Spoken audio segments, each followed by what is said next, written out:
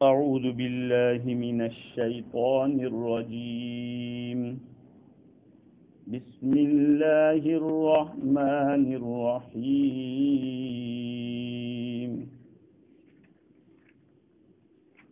فكيف إذا أصابتهم مصيبة بما قدمت أيديهم ثم جاءوك يحلفون بالله إن أردنا إلا إحسانا وتوفيقا أولئك الذين يعلم الله ما في قلوبهم فأعرض عنهم وعظهم وقل لهم في أنفسهم قولا بليغا وما أرسلنا من رسول إلا ليطاع بإذن الله ولو أنهم إذ ظلموا أنفسهم جاءوك فاستغفروا الله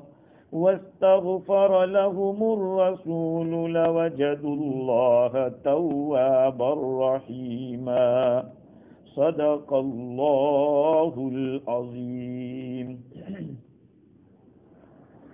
بزرگوں، پیارے بھائیوں، آپ جانتے ہیں کہ گزشتہ پروگرام کے اندر سیدنا عمر رضی اللہ تعالیٰ عنہ کا واقعہ پیش کیا تھا کہ منافقوں نے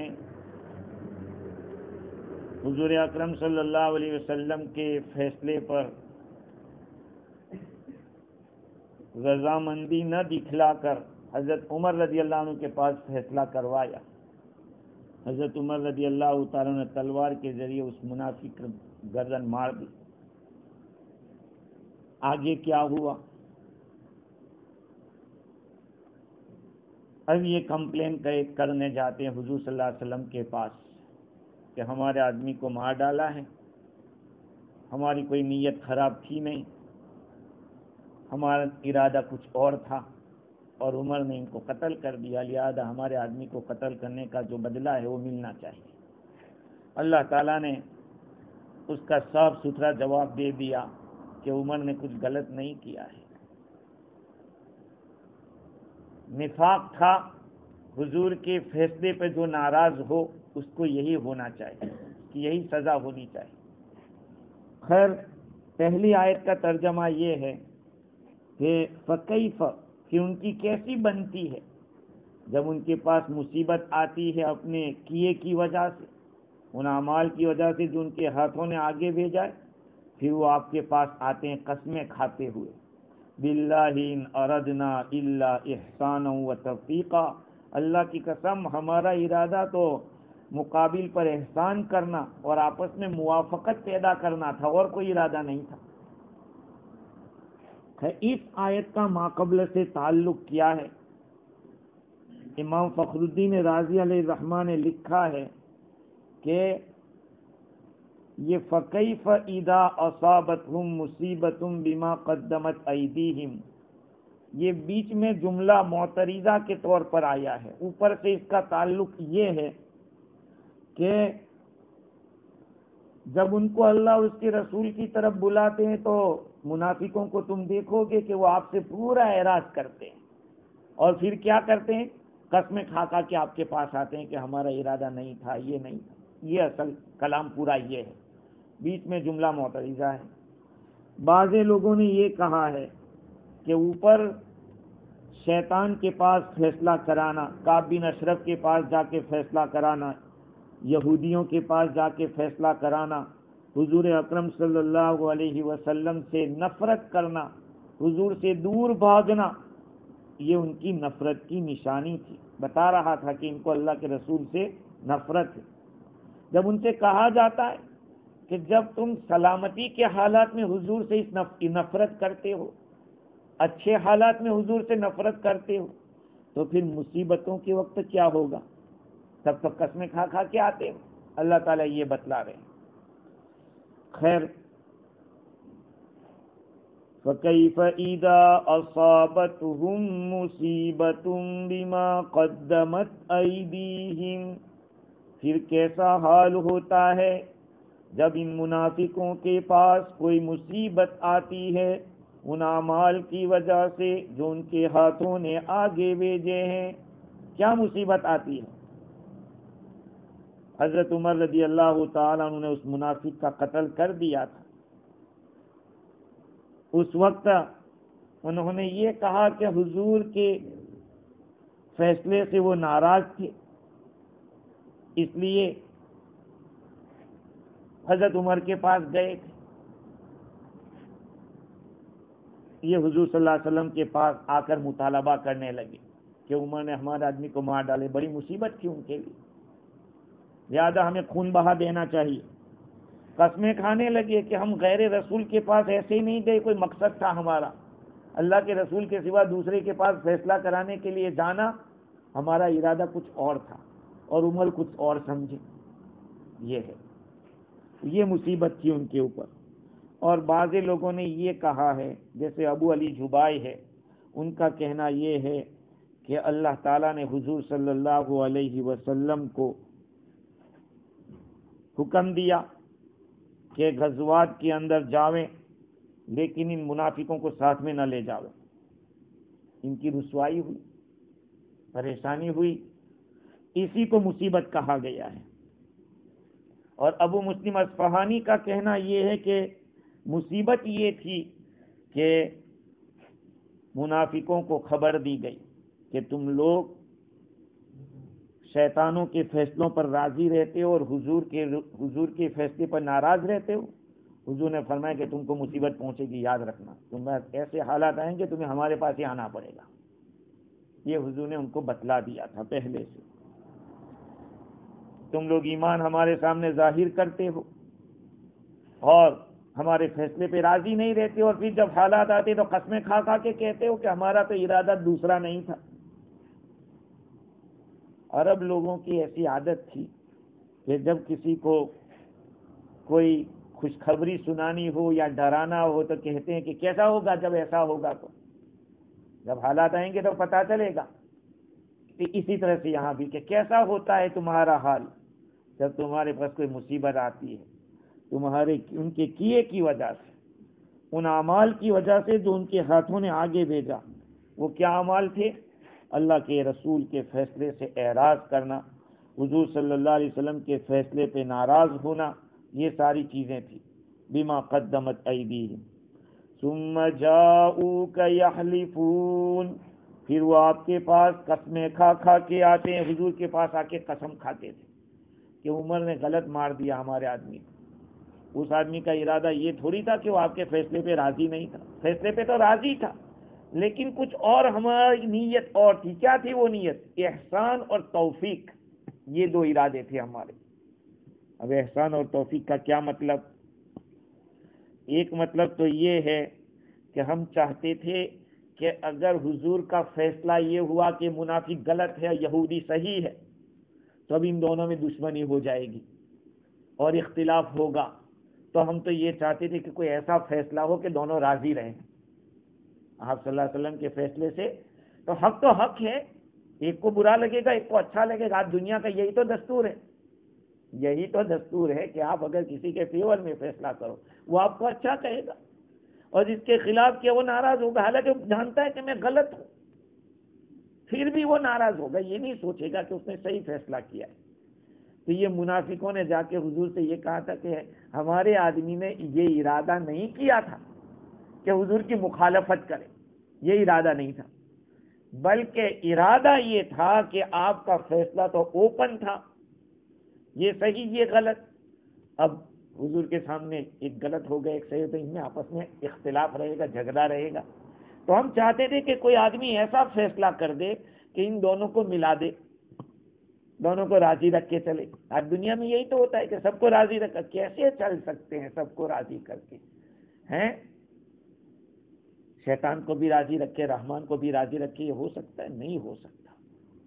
منافقوں کی عادت تھی، ان کی طبیعت میں تھا، مسلمانوں سے کہتے تھے کہ ہم تو ایمان میں داخل ہو گئے، ہم تمہارے ساتھ ہیں، کفار سے جا کے کہتے کہ نہیں ہم تو دکھاوا کرتے، ہم تو تمہارے ساتھ ہیں۔ دیکھو سب کو کوئی راضی نہیں کر سکتا، اگر ایسا ہوتا اللہ کے نبی کے کوئی دشمن نہ ہوتے، نبی کے دشمن تھے، کیوں تھے؟ اس لیے کہ آپ حق کی بات کرتے ہیں۔ تو یہ ان کا ارادہ تھا۔ بعض حضرات نے یہ کہا کہ حضرت عمر کے پاس فیصلہ کرانے میں مقصد یہ تھا کہ حضرت عمر بہت انصاف کرتے ہیں اور آپس میں کچھ جوڑ کی بات کر دیں گے۔ ہمارے دل میں نہیں تھا کہ یہ بھی حضور کی طرح فیصلہ کریں گے کہ یہ صحیح اور یہ غلط۔ ہمیں حضرت یہ یوں سوچتے تھے کہ حضرت عمر ہے غصے والے اور منافقین یا کفار کے مقابلے میں بہت سخت ہے، یہودیوں کے مقابلے میں بہت سخت ہے، تو پھر سوچا کہ انہی کے پاس فیصلہ کرا دو تو یہ اپنے فیور کا ہی کر دیں گے۔ یہ دل میں چور چھپا ہوا تھا، بتلاتے کچھ تھے اندر کچھ رکھتے تھے۔ اللہ تعالیٰ کے تو دلوں کی باتیں معلوم ہوتی ہے، آگے چل کے اللہ تعالیٰ نے کہہ دیا کہ نہیں۔ یہ قسمیں کھا کے کہتے ہیں کہ ہمارا ارادہ تو وہ مد مقابل پر احسان کرنا ہے، مد مقابل پر احسان کرنا ہے اور آپس میں جوڑ پیدا کرنا ہے۔ اور تیسری وجہ علماء نے یہ بھی لکھی ہے کہ ہم نے اللہ کے رسول کے سوا دوسرے کے پاس فیصلہ کرانے سے مقصد یہ تھا کہ ہم تو جانتے کہ آپ تو کروائی حق کا فیصلہ کریں گے، سیدھا فیصلہ کریں گے، اور آپ کے علاوہ کوئی دوسرا ہوگا وہ دونوں کو راضی رکھ کے چلے گا، وہ درمیانی چال چلے گا، اور دونوں کو آپ حکم دیتے کہ بھائی کچھ مل لو یار، مل لو آپس میں، کچھ کر دو، تم تھوڑا چھوڑ دو، تم تھوڑا لے لو۔ اللہ کے نبی صلی اللہ علیہ وسلم کی یہاں تو دودھ کا دودھ اور پانی کا پانی ہو جاتا تھا۔ خیر، اللہ تعالیٰ فرماتے ہیں کہ اولئک الذین یعلم اللہ ما فی قلوبہم، یہ فیصلہ آ گیا اللہ تعالیٰ کی طرف سے، یہی وہ لوگ ہیں اللہ تعالیٰ جانتے ہیں وہ بات جو ان کے دلوں کے اندر ہے۔ یہ منافقوں کے دلوں میں جو بات ہے اللہ تعالیٰ اس کو خوب جانتا ہے۔ اب آپ کے 3 کام ہوں گے۔ حضور صلی اللہ علیہ وسلم کو اللہ تعالیٰ نے 3 حکم دیے۔ ایک، فَأَعْرِضْ عَنْهُمْ، آپ ان سے اعراض کر لیجیے، آپ ان سے مڑ جائیے۔ وَإِذْهُمْ، اور ان کو نصیحت کرتے رہیے۔ وَقُلْ لَهُمْ فِي أَنفُسِهِمْ قَوْلًا بَلِيغًا، اور آپ ان کے لیے ان کے حق میں ایک بلیغ بات کہیے۔ 3 باتوں کا اللہ تعالیٰ نے حکم دیا۔ اصل میں اس آیت سے منافقوں کی جو کلی تھی اس کو کھول دیا ہے کہ ان کے دلوں میں کیا ہے۔ اس لیے اس کو اتنا واضح نہیں کیا کہ ان کے دلوں میں نفاق ہے یا یہ ہے وہ ہے، اللہ خوب جانتا ہے کہ ان کے دلوں میں کیا ہے۔ لہذا آپ کا کام ہے ان سے اعراض کرنا۔ کیسے اعراض؟ کہ ان کا عذر قبول نہ کرے، وہ آپ کے پاس آ کے عذر کہیں کہ ہماری بھول ہو گئی، ایسا کر دیجیے، کہا بس قبول نہ کرے، اور ان سے دھوکے میں نہ، ولا یغتر بہ، اور اس لیے کہ جس آدمی کا عذر قبول نہیں کیا جاتا اور ناراضگی باقی رہتی ہے تو پھر یہ کہا جاتا ہے کہ اس نے اعراض کیا۔ مطلب یہ ہے کہ جب عذر قبول نہیں کریں گے اور اپنی ناراضگی پر باقی رہیں گے تو عربی زبان میں ایسے موقع پر کہتے ہیں کہ اس نے اعراض کر لیا، تو وہ کچھ بولتا ہی نہیں، وہ ہماری باتیں دھیان دیتا ہی نہیں۔ تو حضور صلی اللہ علیہ وسلم کو اللہ تعالیٰ نے فرمایا کہ ان کے عذر قبول نہ کرے اور آپ اعراض کر لیجیے۔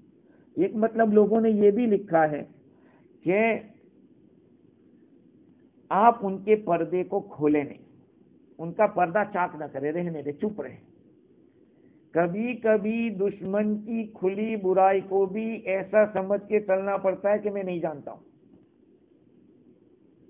یہ رازی نے لکھا ہے، کبھی کبھی دشمن کے پوائنٹ آپ کو معلوم ہے، اس کی برائیاں معلوم ہیں، لیکن اس کے باوجود آپ پی کر چلتے ہیں۔ کیوں؟ اگر آپ بول دیں گے اور اس کو پتہ چل جائے گا تو اس سے کیا ہوگا، وہ پھر موقع لگنے کے اوپر آپ سے ڈرے گا نہیں، اور جو چاہے گا جو برائی وہ کر لے گا۔ لیکن آپ خاموش رہیں گے، بن مٹھی لاکھ کی ہمارے یہاں جیسے کہتے ہیں، تو سامنے والا سوچے گا کہ یہ بہت کچھ جانتا ہے میرے بارے میں لیکن بولتا نہیں۔ اگر آپ نے اس بات کو اوپن کر لیا تو وہ جری ہو جاتا ہے، ارے اس کو سب معلوم، اس میں کیا ہو گیا ہے، کیا کر لے گا آپ، بس وہ جانتا ہے وہ اتنا ہی تو ہے۔ لیکن آپ اندر رکھیں گے تو وہ ہمیشہ ڈرتا رہے گا کہ میرے بارے میں سب چیزیں۔ بعض لوگ ایسے نکمے نالائق ہوتے ہیں، ان کو سب کے سامنے کہو رہے یار اس کے تو یہ دھندے ہیں، تو وہ سوچے گا کہ چلو اس نے سب کے سامنے کہہ ہی دیا ہے تو اب میں ویسا ہی ہوں، چل اب مجھے جو کرنا ہے اور کروں گا، جری ہو جاتا ہے آدمی۔ اللہ تعالیٰ نے فرمایا کہ آپ ان سے اعراض کر لو، لیکن وعظ ہوں، نصیحت بھی کرتے رہیں، یعنی نفاق سے، مکر سے، حسد سے، جھوٹ سے، مکاری سے ان کو آپ ڈراتے رہیں، آخرت کے عذاب سے ڈراتے رہیں کہ دیکھو آپ اس طرح کر رہے ہیں، غلط ہے۔ وعظہم وقل لهم فی انفسہم قولا بلیغا۔ قاضی ثناء اللہ پانی پتی رحمۃ اللہ علیہ نے لکھا ہے کہ ان سے اعراض کرنے کا مطلب یہ ہے کہ آپ ان کے عذر کو قبول نہ کریں، اور مقتول کے خون کے مطالبے میں آپ قبول نہ کریں۔ وہ جو مقتول کا خون لینے آئے، خون کا بدلہ لینے کے لیے یا کچھ مال لینے آئے، کا بالکل نہیں۔ اور نصیحت کا مطلب یہ ہے کہ آپ نفاق کے بارے میں ان کو بتائیں اور اخلاص کے ساتھ ایمان لانے کی دعوت دیں۔ وَقُلْ لَهُمْ فِي أَنفُسِهِمْ قَوْلًا بَلِيغًا، اور آپ ان سے کہہ دیجئے فی انفسہم، ان کو چپکے ڈرائیے، ایسا نہیں کہ سب کے سامنے۔ اب آپ کسی کو ٹارگٹ کر کے کہہ دیں کہ تم نے ایسا کیا تھا سب کے سامنے، تو وہ آپ کی نصیحت نہیں قبول کرے گا، آپ کی نصیحت کبھی نہیں قبول کرے گا۔ فی انفسہم، تنہائی میں لے جا کر سب کے سامنے کہیں گے تو پھر آدمی کی رسوائی ہوتی ہے۔ حضور اکرم صلی اللہ علیہ وسلم کے خطبات میں یہ بات ملتی ہے کہ آپ یہ نہیں کہتے کہ فلاں صاحب یہ کر رہے ہیں، فلاں صاحب۔ لوگوں کو کیا ہو گیا کہ لوگ مال میں خیانت کر رہے ہیں، لوگوں کو کیا ہو گیا کہ لوگ دھوکہ دے رہے ہیں۔ اب ہر آدمی اپنے بارے میں سوچے گا کہ میری زندگی میں یہ چیز کہاں کہاں ہے۔ ہاں، یہ آپ صلی اللہ علیہ وسلم کی حکمت عملی تھی، اصلاح کا ایک طریقہ ہے۔ اصلاح کا یہ طریقہ کہ کسی کو ایسے ٹارگٹ کر کے کہہ دے کہ تم نے یہ غلط کیا تھا، وہ کبھی نصیحت قبول نہیں کرے گا۔ تو وَقُلْ لَهُمْ فِي أَنفُسِهِمْ، آپ ان کے لیے ان کے نفوس میں، یعنی آپ ان کے لیے ایسی بات کہیے جو ان کے دلوں میں اثر کرنے والی ہو۔ ایک مطلب یہ بھی لکھا ہے، آپ ایسی بات ان کے کہیے جو ان کے دلوں میں اثر کرنے والی ہو، اور ایسی بات کہیے کہ دل کے اندر ان کو غم لاحق ہو اس سے، یا یہ کہ نفاق ان کے دلوں کے اندر جو نفاق بھرا ہوا ہے، ان کے نفوس جو خبیث ہوئے ہیں، تو آپ ایسی بات کہیے جو بلیغ ہو۔ خلاصہ کلام یہ ہے کہ اس آیت میں دو باتیں کہی گئی ہے، ایک تو آخرت کے عذاب سے ان کو ڈرائیں نصیحت کے ذریعے، اور قول بلیغ سے مراد دنیا کے عذاب سے بھی ان کو ڈرائیں۔ دوسری بات یہ معلوم ہوئی کہ وعظ کی صفت ایسے وعظ ایسا ہونا چاہیے کہ جو قول بلیغ ہو۔ اللہ تعالیٰ نے وعظ کا حکم دیا حضور صلی اللہ علیہ وسلم، اور وہ بھی ایسا جو دلوں میں اثر کرنے والا ہو، اس طرح کا وعظ ہونا چاہیے۔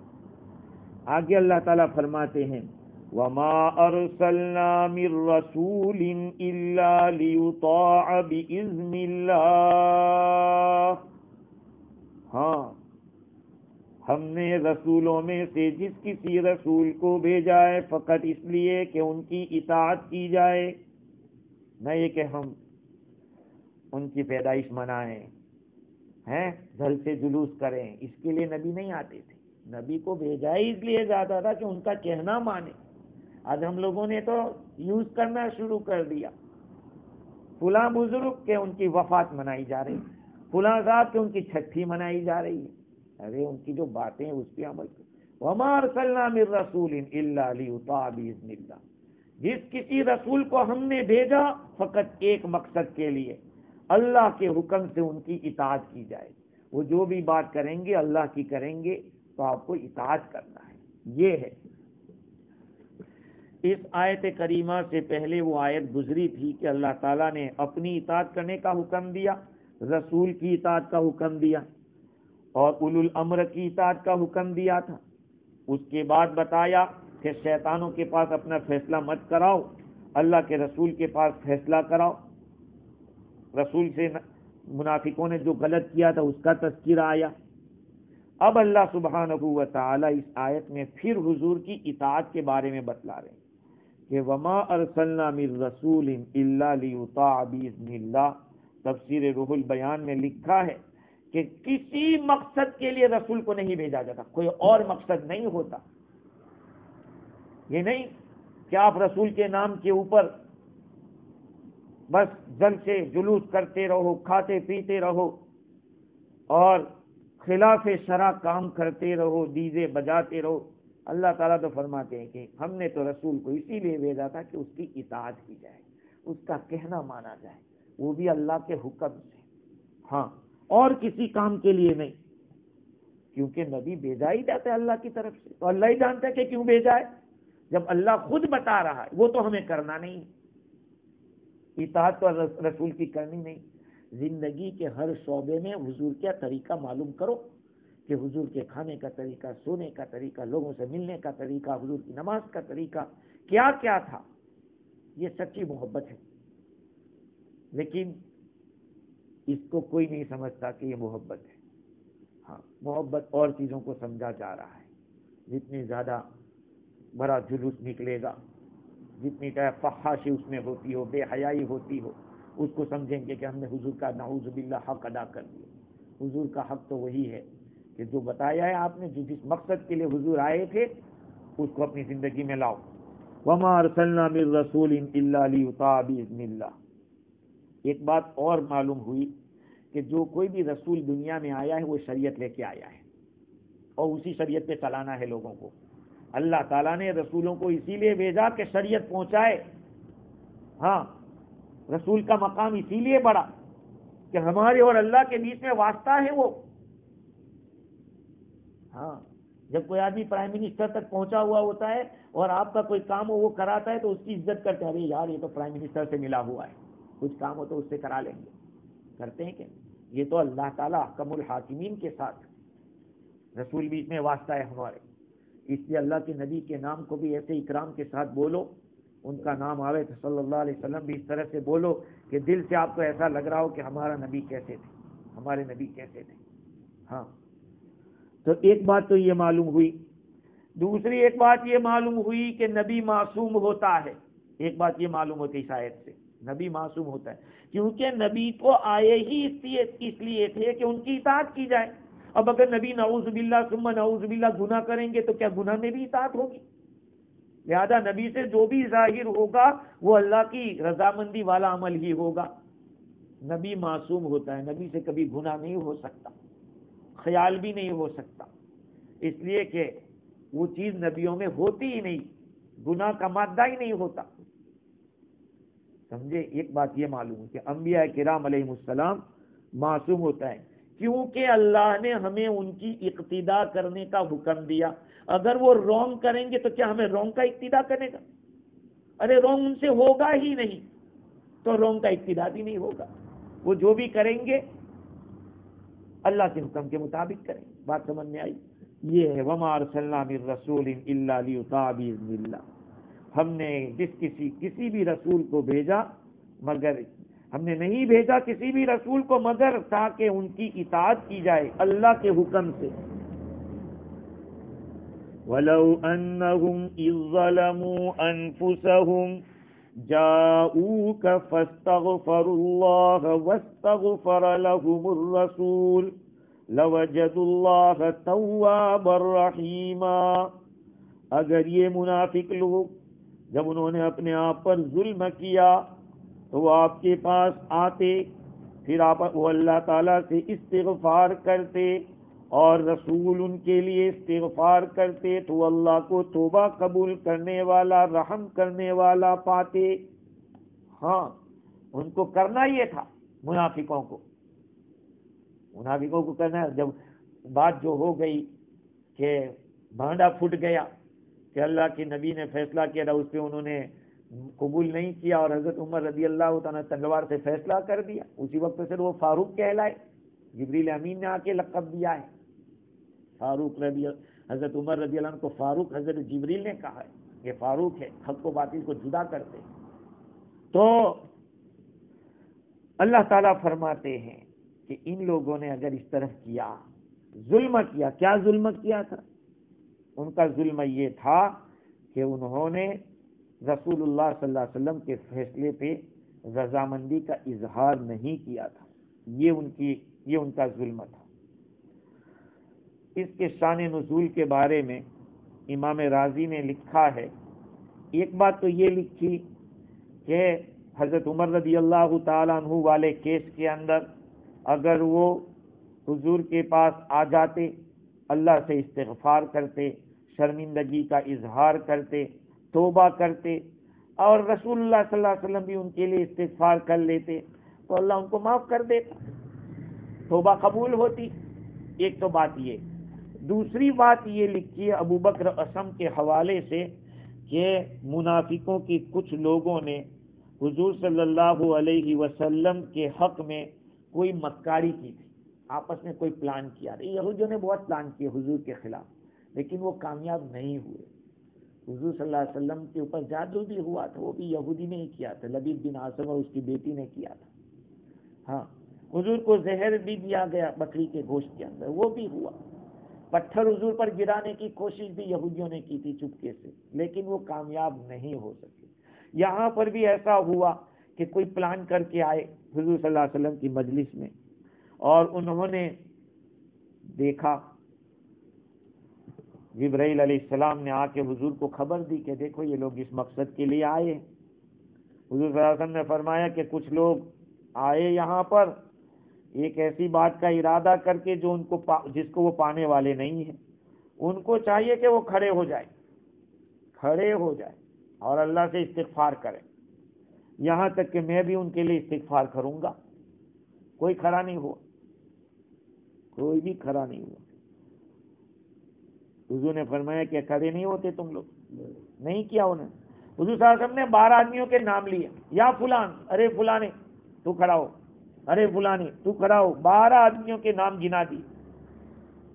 وہ سب کھڑے ہوئے اور کہا کہ ہم نے تو اسی کا ارادہ کیا تھا جس کو آپ نے بیان کیا ہے، ہم اس طرح کی پلاننگ کر کے آئے تھے جو آپ نے بتائی، لیکن اب ہم اللہ تعالیٰ سے توبہ کرتے ہیں اپنے اس ظلم سے، ہم نے غلط کیا تھا، ہمیں ایسا نہیں کرنا چاہیے تھا، لہذا آپ ہمارے لیے اللہ تعالیٰ سے استغفار کیجیے۔ حضور صلی اللہ علیہ وسلم نے فرمایا کہ اب جاؤ، اب تم نکلو۔ میں شروع کے اندر استغفار کے زیادہ قریب تھا، اب اللہ تعالیٰ اجابت کے قریب تھا، زیادہ قبول کرنے کے زیادہ قریب تھا، اب تم میرے پاس سے نکل جاؤ۔ یعنی حضور نے تو کھول کے پھر نام لینا پڑا، جب وہ نہیں اپنے طور پر کھڑے نہیں ہوئے۔ اس وقت یہ آیت کریمہ نازل ہوئی کہ جب انہوں نے اپنے آپ پر ظلم کیا تھا، وہ آپ کے پاس آتے، اللہ تعالیٰ سے استغفار کرتے، اپنے کیے پر شرمندہ ہوتے، اور اللہ کے رسول بھی استغفار کرتے۔ بھئی رسول کے استغفار کی ضرورت کیا ہے؟ اللہ کے رسول ان کے لیے کیوں استغفار کریں گے؟ کیا ان لوگوں کا اکیلوں کا استغفار کافی نہیں ہے؟ اس کا جواب ایک تو یہ ہے کہ ان لوگوں نے حضور کے سوا دوسرے کے پاس فیصلہ کرایا، جہاں اللہ کے حکم کی مخالفت تو کی ہے، وہیں پر اللہ کے نبی کی شان میں گستاخی کی ہے، کیونکہ نبی کوئی فیصلہ اپنے مقصد کے لیے نہیں کرتا، کسی کا فیور لے کر نبی فیصلہ نہیں کرتا۔ انہوں نے حضور کے فیصلے سے ناراض ہو کر دوسرے کے پاس گئے، گویا تو حضور کی گستاخی کی، حضور کی شان کے اندر حضور کے ساتھ انہوں نے برا کیا ہے، اللہ کے نبی کو رنج پہنچایا ہے۔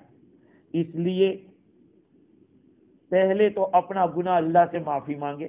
جن کا گناہ اس طرح کا ہوگا تو ان کو اس سے بھی عذر کرنا پڑے گا جس کو تکلیف پہنچائی. اللہ سے تو کریں گے, نبی کے پاس بھی درخواست کریں گے کہ آپ بھی کر دو استغفار. ارے بھائی حضور کب کریں گے؟ حضور بھی راضی ہوں گے تو ہیں, تو اس میں اللہ کے نبی کو راضی کرنے کی بھی طرف اشارہ ہے. تو آپ کہیں کہ دعا کریں, آپ سے راضی ہوگا تو آپ کے لیے دعا کروں گا. ہم لوگ تو کہہ رہے ارے دعا کرنا, دعا کرے, ایسے تھوڑی دعا ہوتی, دعا ایسے نہیں ہوتی. میں کہتا رہتا ہوں دعائیں لی جاتی ہیں, دعائیں کرائی نہیں جاتی. بعض لوگ ایسے ہوتے ہیں کہ ان کو کہنے کی ضرورت نہیں پڑتی کہ دعا کریں, وہ تو نکل جاتی. ہاں, تو دعا کرنا اسی وقت ہوگا جبکہ دل صاف ہوگا. ابھی اللہ کے نبی کو درخواست کریں گے کہ آپ بھی استغفار کر دو, تو حضور کو راضی کرنا ہے, تو حضور کو تکلیف پہنچائیے تو پھر حضور کو راضی بھی کیجیے. ایک بات تو یہ ہے. اور دوسری بات یہ ہے کہ جب وہ اللہ کے رسول کے حکم سے اور فیصلے سے راضی نہیں ہوئے, معلوم ہوا کہ یہ سرکش لوگ ہیں, نکمے لوگ ہیں, ان کی سرکشی ظاہر ہو گئی, تو جب توبہ کریں گے تو ان کو چاہیے کہ حضور سے بھی کہیں تاکہ ان کی سرکشی جو ہے, جو ظاہر ہو گئی ہے, وہ ختم ہو جائے. اللہ کے نبی کے سامنے ان کی سرکشی اور ان لوگوں کا تمرد ظاہر ہوا, اور یہ اسی وقت ہو سکتا ہے جبکہ حضور صلی اللہ علیہ وسلم بھی استغفار کرے. حضور صلی اللہ علیہ وسلم اس دنیا سے جب تشریف لے گئے, تقریباً میں نے کتابوں میں دیکھا ہے 3 دن ہوئے تھے. حضرت علی رضی اللہ تعالیٰ کی روایت مفتی شفیع صاحب رحمۃ اللہ علیہ نے نقل کی ہے کہ وہ آقا صلی اللہ علیہ وسلم کی قبر کے اوپر آ کے عرض کرتے ہیں کہ اللہ کے رسول, میں تو گنہگار ہوں, اور قرآن مجید میں اللہ تعالیٰ نے یہ فرمایا ہے کہ اگر بندہ گنہگار ہو اور استغفار کرے اللہ سے, اور نبی بھی اس کے لیے استغفار کر لے, تو اللہ تعالیٰ اس کی توبہ کو قبول کرے گا. اب بعض لوگ اس بات کے بارے میں کچھ کلام کرتے ہیں, لیکن اگر آپ کے حضور صلی اللہ علیہ وسلم اپنی قبر میں زندہ ہے, میرا اور آپ کا یہ عقیدہ ہے, حضور اپنی قبر میں حیات ہے اور آپ کی حیات کی شان بہت اعلیٰ ہے, تو اگر وہاں جا کر آپ بھی یہ کہیں کہ یا اللہ کے رسول قرآن میں اللہ تعالیٰ نے فرمایا ہے, تو کر سکتے کہ کوئی بندہ گناہ کر کے اگر اللہ سے توبہ کرے, معافی مانگے, اور اللہ کے نبی سے بھی درخواست کر دے کہ آپ میرے لیے استغفار کر دو, لوجد اللہ تواب الرحیم. اور پھر ایک بات یہ ہے کہ قرآن نے کیا کہا, وَلَوْ أَنَّهُمْ إِذْ ظَلَمُوا أَنفُسَهُمْ جَاءُوكَ فَاسْتَغْفَرُوا اللَّهَ وَاسْتَغْفَرَ لَهُمُ الرَّسُولُ. اللہ سے استغفار کرے اور رسول استغفار کرے. رسول کا نام نہیں کہا, یا حضور نے کوئی یہ نہیں کہا کہ یوں کہو کہ میں استغفار کروں, یہ نہیں کہا. رسول استغفار کر, رسول کا مقام اللہ تعالیٰ بتلا رہے کہ رسول کا مقام کتنا اونچا ہے. ارے گفتے اللہ بوت گرچہ از حلقوم عبداللہ بوت, نبی کا کہا ہوا خدا کا کہا ہوا ہے. یہی بات الگ ہے کہ زبان اللہ کے بندے رسول صلی اللہ علیہ وسلم کی زبان سے نکلی ہے, حضور کے حلق سے نکلی ہوئی بات ہے. باقی بات تو اللہ کی, وما ينطق عن الهوى ان هو الا وحی یوحى. حضور خواہشات سے بات نہیں کرتے, وہ تو ایک وحی ہے جو اللہ تعالیٰ وحی کرتے ہیں آپ کی طرف. خیر, تو اللہ تعالیٰ نے اس آیت کریمہ کے اندر یہ بات بتلائی کہ رسول تو اطاعت ہی کے لیے بھیجا جاتا ہے. اس لیے دیکھو قرآن کی یہ آیت کھلے کھلے الفاظ میں بتلا رہی ہے کہ اللہ کے رسول کی ہر بات کی اطاعت کی جائے گی. نبی تو اطاعت کے لیے بھیجا جاتا ہے, لیکن آج سمجھا یہ جاتا ہے کہ بس پیدائش کا دن آ جاوے منا لو, پیدائش منا لو, ہو گیا, حق ادا ہو گیا. ارے اللہ کے بندو, زندگی میں سنتیں لاؤ, اصل تو وہ کام کرنے کا ہے. اللہ کے نبی آئے کیوں تھے؟ صرف پیدائش ہی ہو جاتی کافی, تو پھر قرآن حضور کی پیدائشی کا تذکرہ کرتا رہتا. قرآن نے حضور کی ہر عمل کا تذکرہ کیا, حدیثوں میں حضور کے عمل کا تذکرہ آیا, صلاۃ الخوف کا تذکرہ آیا, اور اسی طرح سے جان کی بازی جتنی لگائی, غزوہ بدر کا واقعہ, احد کا واقعہ, احزاب کا واقعہ قرآن میں آیا. یہ ساری باتیں کیوں آئی؟ اللہ تعالیٰ کو یہ سب چیزیں پسند تھی تب ہے. حضور کے سارے اعمال اللہ کو پسند ہوں گے تبھی تو اللہ نے قرآن میں اس کو جگہ دی, تو پھر وہی ہمیں کرنا چاہیے. لیکن آج کی دنیا میں ایسا ہے کہ اگر آپ اس طرح کی بات کرو گے تو کہیں گے کہ یار نہیں, آج چونکہ ہم خواہشات کے تابع چلتے ہیں، ہمارا دل کہتا ہے کہ یہ تو کہیے، ہاں ہمارا فائدہ ہو کا ٹھیک ہے۔ اللہ تعالی ہمیں صحیح سمجھ عطا فرماوے۔ یہی سمجھنے کی ضرورت ہے۔ اللہ کے نبی کے مقام کو پہچانو کہ اللہ کے نبی دنیا میں کیوں آئے اور آپ نے کیا کیا۔ ہاں اللہ تعالی ہم لوگوں کو حضور کا سچا عشق اور سچی محبت عطا فرماوے۔ آگے چل کر یہی باتیں آنے والی ہیں کہ حضور کی اطاعت کرنا کتنا ضروری ہے، حضور کی سنتوں کی پیروی کتنی ضروری ہے، اور ہمارے جتنے بھی میٹر ہے وہ حضور ہی کے سامنے، حضور کے طریقے پر ہمیں کرنے پڑیں گے۔ آپس کے جھگڑے بھی اگر چکانے ہیں تو اسلام کے طریقے سے۔ سبحان اللہ بحمدہ، سبحانک اللہم وبحمدک، ونشہد ان لا الہ الا انت،